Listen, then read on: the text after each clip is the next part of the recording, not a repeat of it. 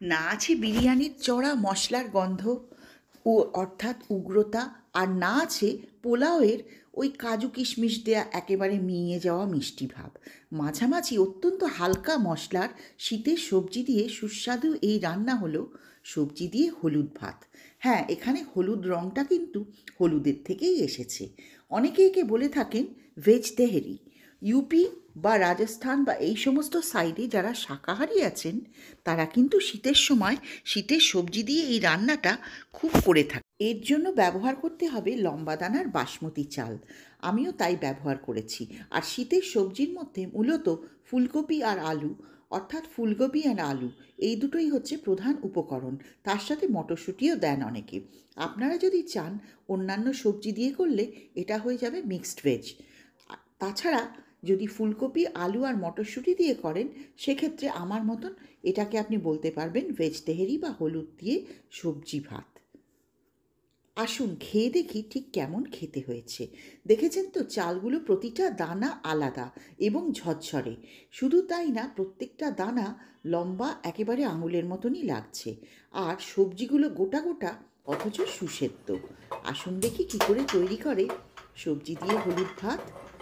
একটা বড় জায়গা নিয়ে নিন। যদি আপনি 2 কাপ চালের ভাত করেন তাহলে আপনি 4 কাপ চাল আটে বা 4 কাপ চালের ভাত আটে এরকম একটা বড় জায়গা নেবেন।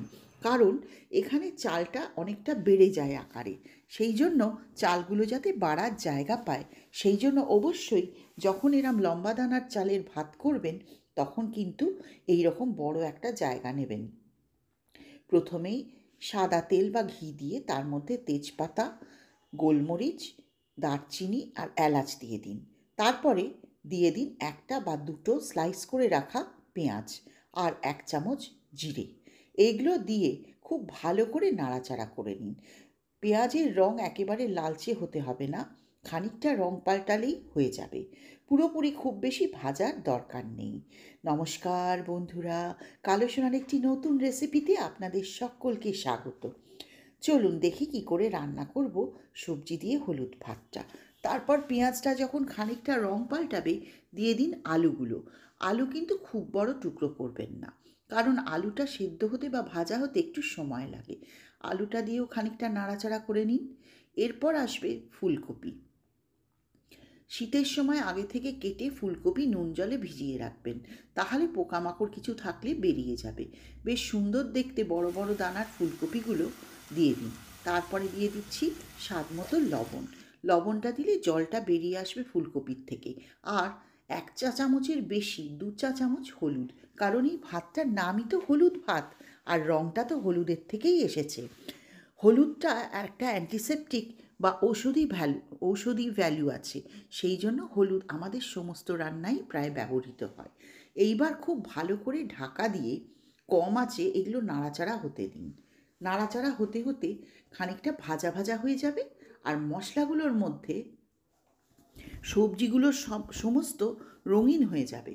দেখুন দেখতে কি সুন্দর লাগছে, একেবারে ঝকঝক করতে থাকবে। অনেকে একে সানশাইন রাইসও বলে থাকেন, অর্থাৎ সূর্যের মতো ঝকঝকে। আর দিয়ে দিচ্ছি গ্রেট করে নেওয়া আদা আর কয়েকটা কাঁচা লঙ্কা। আগেই বলেছি এটায় পোলাওয়ের মিষ্টি ভাবও থাকবে না, আর বিরিয়ানির চড়া মশলাও এতে নেই। ব্যাস, এইবার এগুলোকে খুব ভালো করে নাড়াচাড়া নাড়াচাড়া করতে থাকুন ঢাকা দিয়ে।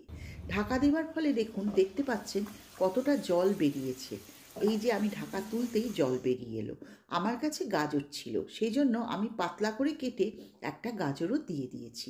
আপনারা অন্যান্য সবজি দিতে পারেন কিংবা শুধু আলু ফুলকপি দিয়েও এটা তৈরি করে নিতে পারেন। তারপরে দিয়ে দিচ্ছি দেখুন 2 চামচ দই। সাদা দই দিয়ে দিন, অর্থাৎ টক দই। তারপর সেটাও মশলাটা ভালো করে নেড়েচেড়ে মিশিয়ে নিন সমস্ত সবজির সাথে, যাতে করে সমস্ত জায়গায় দইটা মিশে যায়। আর দিয়ে দিচ্ছি 1 চামচ চিনি স্বাদ বাড়ানোর জন্য। এবার খুব ভালো করে নাড়াচাড়া করে দই থেকে তেল বেরোনো অবধি অপেক্ষা করুন। নতুন বন্ধুরা যদি আমার এই রেসিপিটি ভালো লাগে তাহলে অবশ্যই সাবস্ক্রাইব করে দেবেন। আর পুরনো বন্ধুরা লাইক শেয়ার কমেন্ট করে জানাবেন রান্নাটা কেমন খেলেন। অবশ্যই আপনাদের মূল্যবান মতামত দেবেন, ভালো বা খারাপ। আমার কাছে সবটাই খুব দামি। তারপরে চলুন এর মধ্যে কিছু মশলা দিই। 1 চামচ জিরের গুঁড়ো, 1 চামচ ধনের গুঁড়ো। অনেকে গরম মশলা গুঁড়ো ব্যবহার করেন, কিন্তু আমি এই ভেজিটেবল তেহেরি বা হলুদ ভাত রান্নায় চড়া মশলা একেবারেই পছন্দ করি না। সেই জন্য আমি গরম মশলার ব্যবহার এখানে করিনি। আপনারা যদি চান তাহলে 1 চা চামচ গরম মশলা দিতেই পারেন। ঘরে তৈরি হলে 1 চামচেই হবে, আর যদি বাজারের হয় 1.5-2 চামচ। যত জল ব্যবহার করবেন এই রান্নায় সব জল হবে গরম জল। এইবার দিয়ে দিন 2 কাপ চাল নিয়েছি আমি, সেই জন্য আমি দিয়ে দিলাম প্রায় 4 কাপ মতো গরম জল। আর তার সাথে আমার ফ্রোজেন মটরশুঁটি ছিল, সেইগুলোকেও দিয়ে দিচ্ছি। আপনারা যদি বাজারের ফ্রেশ মটরশুঁটি নিয়ে ব্যবহার করেন তাহলে কিন্তু মটরশুঁটি এই স্টেজে দিয়ে দিতে পারেন, আর ফ্রোজেন মটরশুঁটি হলেও চলবে, কিছুক্ষণ আগে বার করে রাখতে হবে। এরপর গরম জল দেবার পর দিয়ে দিন চাল। মনে রাখবেন এই বাসমতি চাল কিন্তু 0.5 ঘন্টার বেশি কোনো মতেই ভেজাবেন না। যদি 0.5 ঘন্টার বেশি ভেজান, ভাত রান্নার জন্য 45 মিনিট অবশ্যই ভেজাতে পারেন, কিন্তু এই রান্নার জন্য 0.5 ঘন্টার বেশি কোনো ক্রমে ভিজিয়ে রাখলে চালটা কিন্তু ভেঙে ভেঙে যেতে পারে।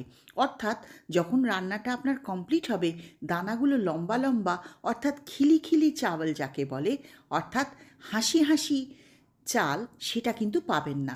এবার সবার শেষে লাস্টে দিন 1 চা চামচ লেবুর রস, বা অর্ধেকটা লেবুর রস, বা পুরো একটা লেবুর রস যদি লেবুটা ছোট হয়। এইটা দেবার ফলে ভাতের দানাগুলো কিন্তু আলাদা আলাদা হবে। শুধু তাই না, সবজিগুলো সেদ্ধ হতে তাড়াতাড়ি সুবিধে হবে, কারণ এতে আছে অ্যাসিড। আচ্ছা, এইবার ঢাকা দিয়ে দমে বসান পুরো ভাতটা। আর একটা ফুটো ছিল আমার এই ঢাকাটায়, সেটাকে আমি কাগজ দিয়ে বন্ধ করে দিয়েছি। আপনারা দেখতে পাচ্ছেন কম আঁচে দমে বসানোর ফলে কত জল বেরিয়েছে।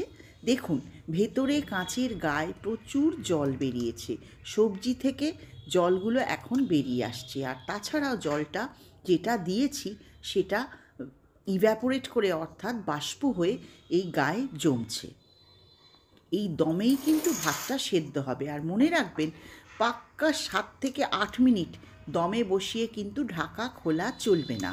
এবার দেখুন, ঢাকা তুলে নিয়েছি, আর চেহারাটা দেখুন ভাতের, দেখেই কিরাম খেতে ইচ্ছে করছে না? দানাগুলো দেখেছেন কত লম্বা লম্বা হয়েছে? আর এক ধার থেকে খুব সাবধানে ভাতগুলো নাড়বেন। মনে রাখবেন, আপনি কিন্তু যুদ্ধ করছেন না, আপনি খাবারটা পরিবেশন করবেন, আর যাতে দেখতে সুন্দর লাগে, দানাগুলো যেন লম্বা থাকে। এই যেটুকু ভেজা ভাব দেখছেন, এইটাকে ফিনিশ অফ করার জন্য দেখুন আমি দিয়ে দিচ্ছি ঘরে তৈরি ঘি 1 চামচ। খুব সাবধানে ধারের থেকে আস্তে আস্তে দিয়ে ঘিটাকে নাড়াচাড়া করে দিন এই ভাতের সাথে। আপনারা নিশ্চয়ই দেখে বুঝতে পারছেন চালের দানাগুলো কতটা লম্বা হয়েছে এবং কতটা ঝরঝরে হয়েছে ভাতটা। এই ঘিটা দেবার ফলে আরও ভাতের চালগুলো একটা অন্যটার সাথে লাগবে না। এই জন্য লাস্টে ঘিটা দিয়ে ফিনিশ করলাম। এতে কিন্তু ঘিয়ের স্বাদটা খুব ভালো লাগে। আমি দেখুন খুব সাবধানে আস্তে আস্তে ধারের থেকে উঠিয়ে উঠিয়ে একটু নেড়ে দিলাম। ঢাকা দিয়ে আরও 3 থেকে 4 মিনিট পাক্কা রেখে দিন গ্যাসের উপরে, নামাবেন না। এই গরমে ভাতের বাকিটুকুও দেখুন চালগুলো আরও লম্বা হয়ে গেছে। ছড়িয়ে দিন কুচনো ধনেপাতা পরিবেশন করার আগে। তাহলে আজ এইটুকুই। দেখতে থাকুন কালো সোনা চ্যানেল, আর অবশ্যই সাবস্ক্রাইব করে দেবেন। রেসিপিটা ভালো লাগবে। ধন্যবাদ।